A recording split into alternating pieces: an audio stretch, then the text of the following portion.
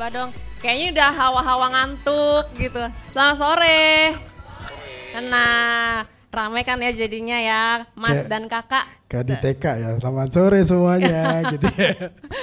Oke, jadi sore ini kita mau menghadirkan topik Placing Consumer Front and Center, Mastering Omnichannel Strategies. Dan 30 menit ke depan akan saya bantu untuk moderate, saya Ratrianda Rahayu yang akan membantu nanti Kakak dan Mas untuk present dan aja tanya jawab juga gitu.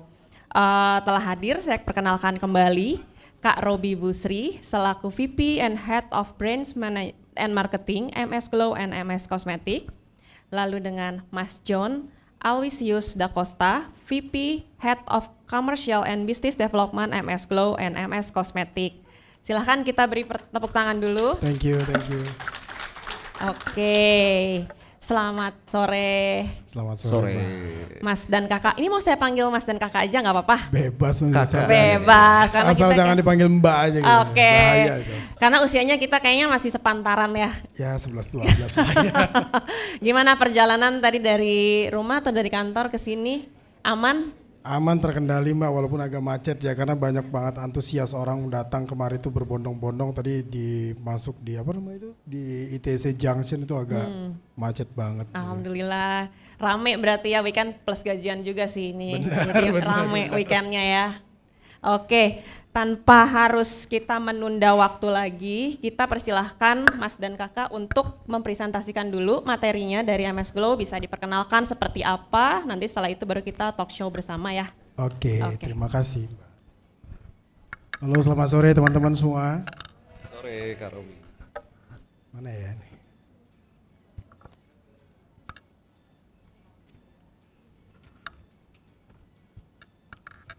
Kelihatan? Saya ngalingin.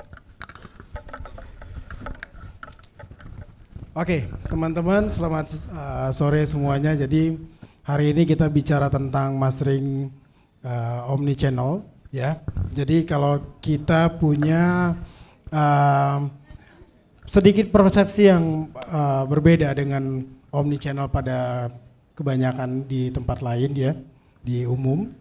Jadi kita coba memperkenalkan Queen Omnichannel. Kenapa Queen? Jadi ini memang di tempat kita memang selalu berpikir tidak ada kotak ya. Jadi bukan off the box, tapi kita berpikir tidak ada kotak. Jadi gitu aja sih. Sesimpel itu aja. Jadi kenapa Queen? Intinya adalah founder kita juga dua wanita yang super power. Mungkin teman-teman juga tahu itu ada Ibu Maharani dan Sandi. Jadi MS itu dari Maharani dan Sandi. Di mana Maharani dan Sandi dengan konsepnya bisa menciptakan pahlawan-pahlawan baru untuk keluarga ya, khususnya dunia permak-makan. Jadi kalau teman-teman lihat seller-seller MS Glow itu banyak ibu-ibu, dan kita juga punya konsep campaign waktu zaman pandemi. Saat itu kita ada campaign yang namanya modal dasteran omset miliaran. Jadi memang kita bawakan campaign itu se-emosional itu sehingga gampang dan mudah diserap oleh emak-emak. Jadi kalau pada umumnya campaign yang harus gaya komunikasinya keren-kerenan, mungkin emak-emak nggak paham gitu. Jadi memang kita harus create bahasa campaign itu memang sesuai dengan siapa marketnya kita gitu ya. Oke, jadi kalau kita bicara Queen Omnichannel ini memang yang pertama didasari dari inovasi tentunya, karena dua orang founder kita ini memang punya inovasi yang cukup tinggi banget ya, bukan dari sisi pembentukan atau pembuatan produknya saja, tapi memang modal bisnisnya juga. Dan bisa dibilang MS Glow juga menjadi salah satu pionir yang memarakkan lagi sistem affiliate di Indonesia. Mungkin orang tahunya affiliate itu bisa dimarahkan dengan MLM gitu ya, yang konteksnya sampai orang berpikir wah MLM, tapi begitu dimasukkan dalam di dunia beauty ini merubah sedikit persepsi dari MLM. Dan memang kita bukan MLM ya teman-teman ya, jadi ini harus ditepis dulu. Terus kemudian inovasi-inovasi ini membuat jadi para wanita khususnya dan emak-emak di Indonesia ya, yang didominasi seller-seller kita dari ibu-ibu, dari kaum ibu-ibu, itu bisa bangkit terutama waktu zaman pandemi ya. Mungkin semua brand kita tahu ya, di waktu zaman pandemi semua brand itu merasa pasti terpuruk ya, karena source-nya, income-nya itu tertutup dan dipaksa ditutup gitu. Tapi kita bisa berhasil growth di zaman pandemi. Ini yang achievement luar biasa banget ya buat kita, dan kita berhasil menciptakan new miliarder muda ya, khususnya di emak-emak. Dan bahkan bukan hanya itu aja, kita bisa memberdayakan mereka juga, dan tentunya kita bisa membuat mereka menjadi lebih kreatif lagi dan menciptakan bisnis-bisnis baru juga. Dan karena kita tidak menutup kemungkinan seller-seller kita tuh hanya jualan dan fokus kepada apa namanya, mungkin kan mereka kan pasti ada pengen jualan apa, buka usaha apa gitu ya, tapi ya tentunya TNC-nya jangan jual skincare lain gitu. Oke, nextnya kita juga memiliki digital asset yang bisa dibilang kita salah satu brand yang memiliki digital asset yang paling banyak. Karena kenapa paling banyak? Satu, dari official aja kita sudah, kalau di Instagram dan TikTok itu kan kita pasti juga melihat kita punya banyak followers ya. Terus kemudian bukan hanya itu aja, karena kita punya 150.000 seller di Indonesia, only Indonesia. Jadi kebayang kalau seller, kalau dianalogikan satu seller punya akun digitalnya lebih dari satu, kebayang tuh, bisa lebih dari 1 juta account. Satu akun berapa followers? Nah itu, ini yang saya bilang tadi, kita memiliki salah satu brand yang memiliki digital asset terbesar. Kemudian ada, ini saya bilang tadi 150.000 network, kita di seluruh Indonesia tersebar luas, mulai dari Sabang sampai Merauke, jadi sampai di Timika di sana juga udah ada MS Glow juga. Terus kemudian kita memiliki unique distribution ya Pak John ya, unique distribution. Kenapa bisa dibilang unique? Karena ini cukup berbeda dengan yang lain. Misalnya kalau brand-brand lain tuh berpikir kalau untuk offline pasti ke retail gitu ya, tapi kita memanfaatkan distribusi lainnya yang tidak kalah efektif dengan channel distribusi lain seperti offline dan online. Kita juga langsung direct selling ya, karena kita mengandalkan kekuatan the power of emak-emak, kita nggak boleh lupain ya. The power of emak-emak itu jago ngemeng, bener ya ibu-ibu ya, jago ngomong. Jadi kalau sekali ngomong itu include mereka sebagai influencernya kita ya, include sebagai influencer, dan juga mereka include sebagai, mereka adalah saksi dan mereka sebagai advocate-nya kita gitu ya. Pernah kan kita ditawarin produk, lalu produknya nggak diterima sama teman kita, pasti kita yang jualnya, oh bagus kok gitu ya. Jadi itu yang menjadi advocate pertama kita yang benar-benar maju ke usernya kita. Nah jadi kita benar-benar mengulik banget di secara internal, kalau emak-emak itu behaviornya apa sih? Kalau kita udah punya segmentasi mama, berarti distribusinya harus kita ciptakan juga gaya emak-emak nih, kayak gitu. Oke. Terus kemudian, kok gelap? Kecil banget ini apa John tulisannya? Partnership. Oke. Lalu kemudian kita pilar berikutnya kita ada partnership and collaboration ya. Jadi tentu teman-teman tahu partnership and collaboration itu sangat dibutuhkan dan cukup penting untuk eksistensi dari sebuah brand gitu ya. Kebetulan kita saat ini sedang berkolaborasi dengan Grab juga. Kita mengusung campaign semua bisa jadi pahlawan, karena kita tahu kalau Grab itu pengendara Grabnya juga sebagai pahlawan ya, nganterin kita sampai ke tujuan. Dan kita juga semua seller-seller MS Glow juga mereka sebagai pahlawan keluarga, bisa menghidupi seluruh keluarga, bahkan keluarga tetangga-tetangganya bisa dibantu semua gitu. Jadi inilah objective value, emotional value yang kita usung untuk kedepannya, seperti itu. Bukan hanya Grab, saat ini kita juga sedang berkolaborasi juga dengan brand besar, dan itu ada di Telkomsel, coming soon ya, ini kita akan launching. Lalu juga ini ada specialty ingredients. Nah, specialty ingredients ini salah satu pilar yang cukup kuat juga buat kita, Kenapa? Karena tidak ada brand lain yang memiliki di Indonesia khususnya ingredient kita yang namanya white cell DNA. Jadi memang itu dikhususkan hanya untuk MS Glow. Jadi inilah yang membuat kita menjadi kuat di antara brand-brand lainnya. Gitu. Boleh dibantu Pak John, tambahin Pak John.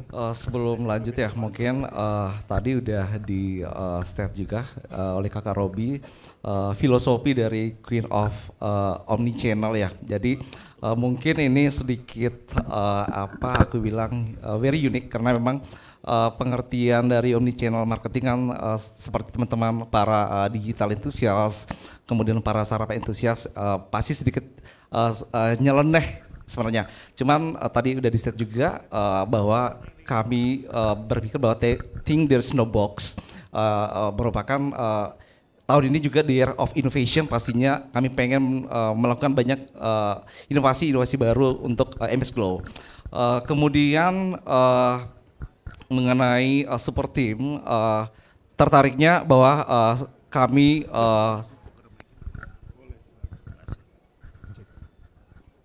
tadi ya seperti di state juga Kak Rati ya, dari mana? Jadi tim kami itu tersebar ya di seluruh Indonesia. Jadi kita bilang fully kita itu nomaden sebenarnya ya, sistem kerjanya ya, nomaden ya.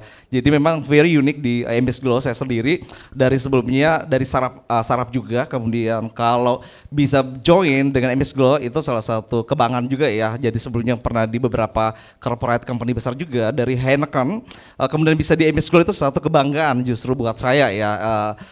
Untuk bisa bergabung dengan Kak Robi, di sini ada Bu Dini juga seperti itu. Nah, super team ini memang yang membentuk environment kami jauh lebih super power pastinya. Harapan dari founder di berikutnya adalah kami membawa key message mengenai entrepreneurship value. Seperti tadi Kak Robi udah infoin juga bahwa tim kita, distributor kami itu adalah mostly adalah ibu-ibu, emak-emak. Justru ini menjadi unique selling point dari brand kami MS Glow. Jadi bahkan jadi buat aku sendiri ya, emak-emak umur 40, 50 mereka punya daya juang yang cukup tinggi ya. Buat kami sendiri para anak-anak muda milenial Gen Z pastinya jadi apa ya? Jadi sebuah benchmark juga bahwa ternyata emak-emak nggak kalah juga ternyata dengan Gen Z. Di sini mungkin salah satu core value kami sendiri bahwa entrepreneurship ini, value ini menjadi core value dari MS Glow seperti itu. Nah mungkin Kak Robi boleh melanjutkan, ini mungkin lebih ke touch point dari semua inti Queen of Omnichannel mengenai emotional value. Ya, cek. Ya, thank you Pak John. Jadi kalau kita bicara mengenai emotional value ini cukup luas ya, artinya teman-teman seperti yang disampaikan oleh rekan saya tadi Pak John, mengenai emotional value yang kita tawarkan ke para seller-seller kita dan mungkin audiens yang ada di sini yang mungkin akan ingin bergabung juga menjadi seller-seller MS Glow. Tentunya kita seperti yang campaign yang kita bawa bersama Grab tadi ya teman-teman, kita mengajak untuk teman-teman semua, kita semua bisa menjadi pahlawan bagi keluarga kita lah, dan tentunya bagi orang yang kita cintai gitu ya. Karena kesuksesan seseorang itu kan bukan dinilai dari apa yang kita punya, tapi seberapa bermanfaat kita untuk orang lain. Itu sih yang selalu kita usung ke teman-teman seller kita supaya mereka bisa menjadi orang lebih bermanfaat untuk ke depannya. Jadi emotional value ini ternyata membawa efek atau impact yang sangat luar biasa, khususnya pada saat zaman pandemi kemarin yang dimana banyak orang kehilangan pekerjaan ya, source income dimana bahkan dipotong setengah, bahkan hilang sama sekali.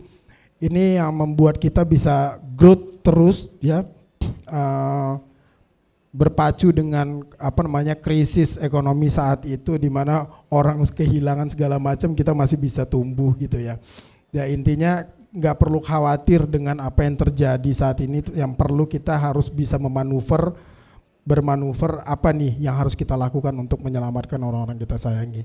Itu sih emotional value yang kita angkat sampai saat ini. Thank you. Oke, thank you Kak Robi dan Mas John.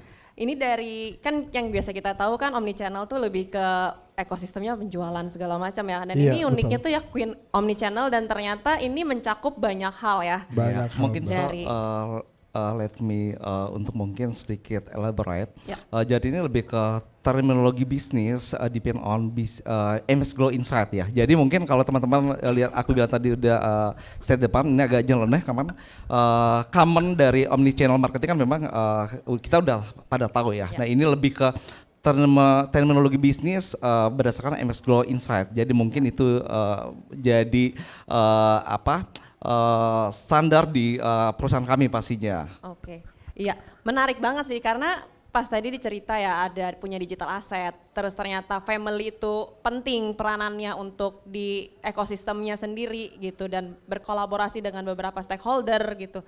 Dan tadi pas bilang pas pandemi itu ternyata penjualannya luar biasa, di mana menjadi kontribusi buat perkembangan ekonomi di Indonesia juga, nggak cuman buat MS Glow tapi buat para ibu-ibu gitu. Nah, aku boleh langsung tanya aja kali ya.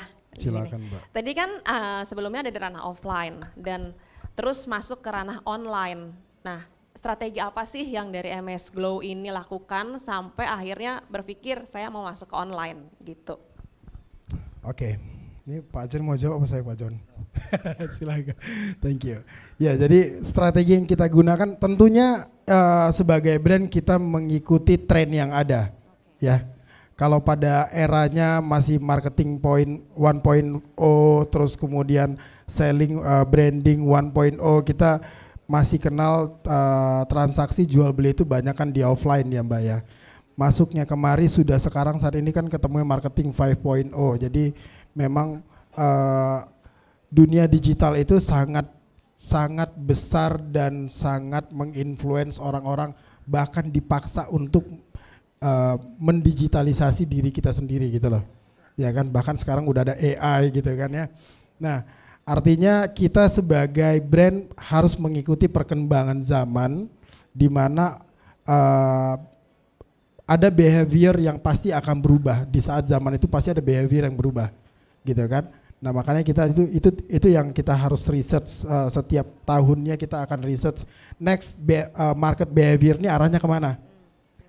Nah, makanya dari awalnya kita membuat model bisnis yang offline mouth to mouth gitu ya Mbak, beralih ke online itu adanya perbedaan market behavior, maka kita mengikuti itu dan kemudian kita mencoba strategi. Waktu itu zamannya viral ya teman-teman ya, viral mungkin sekarang udah nggak terlalu impact banget ya viral, tapi kalau dulu tuh kan viral tuh impactful banget gitu ya, impactful banget. Bahkan yang kita tahu masyarakat Indonesia ini kan gampang banget terinfluence ya, gampang banget terinfluence. Kalau orang dulu kita endorse sebuah seorang influencer saat dia membuat testimoni tentang produknya, kita mungkin orang yang menonton itu nggak tahu kalau itu endorsement, ya kan? Tapi kalau sekarang udah ketahuan, Udah banyak banget ya. endorse ya. udah deh gitu kan. Ya. Nah jadi ini yang terus berubah. Makanya strategi viral dulu sempat happening banget. Kita mencoba strategi itu dan kita goes to online dan pada akhirnya di tahun 2020 MS Glow waktu itu emang pecah banget ya. Hampir semua orang tahu tuh MS Glow. Terus kemudian penjualan kita juga dahsyat banget Mbak, 10 juta piece yang kita keluarkan every month gitu ya. Dan round ya teman-teman ya, jadi ini bukan angka pasti ya, round gitu ya. Terus kemudian juga strategi yang mensupport digitalisasi lah tentunya. Ya kan digital asset kita banyak ya untuk channel-channel digital mulai dari website, e-commerce, platform dan lain-lainnya, bahkan di OTT. Sekarang bahkan TV yang bisa dikhususkan, kita bisa ngiklan khusus ke TV merek tertentu kan itu sudah bisa gitu ya. Jadi kita harus terus sebagai brand kita harus terus mengikuti perkembangan zaman dan mengikuti apa nih behavior yang sekarang sedang dilakukan orang-orang kayak gitu. Oke, menarik karena tadi kan mengikuti perkembangan, terus tadi Ya. ada yang viral-viral, berarti kan MS Glow pernah melakukan juga kan strategi itu sampai akhirnya terus mencoba mengikuti tren-tren yang lain gitu. Nah, challenge-nya tuh apa sih ya saat itu yang paling besar gitu ketika kan dari offline terus ke online itu challenge-nya tuh apa sih sampai akhirnya tadi bisa sampai boom 2020 itu bisa lebih dari 10.000 ya? Gitu. 10.000 juta. bisnis dan 150 miliar Yes. secara GMV. Ya, Billion. nah luar biasa banget kan pas pandemi lagi kan orang nggak kepikiran gitu kan untuk beli gitu. Nah apa sih challenge terbesarnya bisa sampai reach ke sana? Ya kalau dibilang challenge-nya pasti setiap strategi itu kan ada cost ya, Ya, ya kan? Setiap cost itu kan pasti ada pertanggungjawaban ROI itu Mbak. Kalau kita kan sebagai employee pasti kalau udah bicara uang keluar pasti ada duit masuk Ya, gitu kan. betul, betul. Itu sebenarnya challenge. Nah tapi kemudian challenge terbesarnya adalah apakah produk kita ini bisa diterima sama market atau tidak. Atau market kita fit atau tidak gitu kan. Karena kalau dulu MS Glow dikenal dengan marketnya adalah emak-emak, terus yang viral-viral ini masih dinikmati oleh kalangan Gen Z terus milenial, artinya ini kan ada perbedaan generasi nih Mbak, ya kan? Nah kita tahun 2021 awal kita mencoba untuk memperluas market kita ke arah ke Gen Z dan milenial dengan membuat produk-produk yang kita khususkan positioningnya untuk mereka gitu ya. Dan so far alhamdulillah itu berjalan dengan lancar dan bahkan sekarang secara overall market share kita itu marketnya itu ketemunya di milenial Mbak, di tengah. Jadi bukan lagi di emak-emak hanya penggunanya gitu, sekarang udah di milenial yang lebih banyak gitu ya sebagai usernya kita. Itu challenge terbesar sih kita waktu kita perpindahan perpindahan terus memperluas marketnya kita. Ini kita berhasil atau enggak, itu challenge terbesar sih buat kita Mbak. oke. saat itu. Dan akhirnya berhasil setelah mengembangkan lagi ke milenial tadi ya. Iya, betul. Oke, menarik buat saya karena kan tujuannya tuh tadi emak-emak. Yang saya tahu kan MS Glow buat milenial malah karena saya tahu sekarang Iya. buat milenial kan. Yang paling challenging adalah seller-seller kita emak-emak tapi marketnya adalah milenial. Milenial. Nah itu kan hampir nggak ketemu ya, Iya. hampir nggak ketemu. Nah berartinya kita mengedukasi si emak-emak ini, kita kan ada rutin nih Mbak muter keliling Indonesia, kita tim ya khususnya. Kita mengedukasi, selalu edukasi seller-seller itu bagaimana sih kita ngejualan, bagaimana sih kita reach out ke market, bagaimana sih kita bisa sebagai representatif itu yang benar-benar recommended lah. Ya, ya. Kan kadang-kadang kita kalau ketemu sama penjual yang nggak yakinan gitu kan kayak yang males lah gue beli barangnya kan gitu ya. Nah itu yang kita harus terus mengedukasi si emak-emak ini, bagaimana bisa langsung terjun dan menyentuh market si milenial. Betul. Benar, karena emak-emak ini akhirnya kan jadi kreatif ya, nggak Betul. mager di rumah gitu. Oke, menarik. Ini karena kalau saya yang tanya terus panjang nih kayaknya. Kali lebar kali tinggi. Nggak akan ada habisnya. Nah, kita mau kasih kesempatan dulu buat teman-teman di sini ada yang mau tanya, mungkin ada 2-3 pertanyaan. Boleh di provide pertanyaannya? Siap ya? Iya, kayak ujian jadinya. Boleh, ada yang mau tanya? Nanti pertanyaan yang paling simple dapat hadiah ya. Oh boleh, boleh. Khusus Paling ya, simpel, kenapa nggak paling susah gitu? dicarinya Tes, paling tes. simpel loh. Oke silahkan. Ya, selamat sore Kak Selamat sore. Robi dan Pak John. Saya Debbie dari Circle. Aku pengen tahu sih strategik dari MS Glow bisa bertahan sejauh ini menghadapi challenge sekarang kan makin banyak nih ya brand-brand beauty yang metode penjualannya tuh kurang lebih sama kayak MS Glow menggunakan metode afiliasi gitu sih. Ya, oke. Tentunya kalau kita sebagai brand yang paling penting buat kita, pasti brand itu kan punya kompetitor ya. Kalau kita terus merasa takut dengan kompetitor, artinya kita kan nggak pede sama brandnya kita. Nah, dalam pembuatan brand yang perlu kita perhatikan itu adalah yang pertama adalah blueprintnya dulu, positioningnya jelas dulu. Siapa sih marketnya kita? even itu persaingannya ada di harga saat ini ya, common semua kalau kita lihat researchnya adalah apa pertimbangan orang dalam membeli sebuah produk. Nomor satu tuh paling kuat adalah harga. Ternyata harga. Nah kalau kita bicara harga, pasti kita akan kalah dengan brand-brand yang lain nih, kompetitor, ya kan? Nah, kalau kondisinya seperti itu, bagaimana produk-produk yang memiliki positioning dia memang produknya memang ditujukan untuk orang-orang yang high level. Berarti nggak kebagian ini dong market. Nah, artinya kita nggak perlu khawatir Mbak dengan itu. Kita nggak perlu khawatir karena positioning itu sudah menentukan dan memisah siapa market yang akan loyal kepada kita, yang akan menjadi konsumennya kita. Jadi saya rasa itu bukan kekhawatiran, tapi tetap harus dipertimbangkan dan tetap harus kita monitor secara strategik. Jadi kalau mereka buat NPD yang benar-benar ngena sama marketnya, kita juga bisa membuat satu NPD dan membuat USP yang mungkin orang nggak bisa contoh. Contohnya di MS Glow specialty ingredient yang kita punya yang tidak dimiliki sama brand-brand lain. Ini yang kalau kita punya specialty yang ngapain kita harus khawatir kan gitu ya. Dan gitu juga kemudian kalau brand-brand lain masih mencari siapa marketnya, kita udah punya Mbak di sini 150.000 network, di mana satu orang dari mereka punya network lagi gitu loh. Ya kan, kebayang kalau satu orang punya konsumen 100 orang dikali 150.000 udah berapa tuh Mbak? Ya gitu. Itu perhitungan standarnya lah ya. Tapi tidak bisa dijadikan acuan gitu ya. Karena kan kita beli skincare hari ini belum tentu besok beli skincare. Kadang-kadang market kita hari ini kita pakai kita punya, belum depan dia coba yang lain lagi. Ada yang begitu terus, ada yang coba, tapi pasti akan ketemu nanti di mana yang fit sama dia. Jadi nggak usah khawatir Mbak.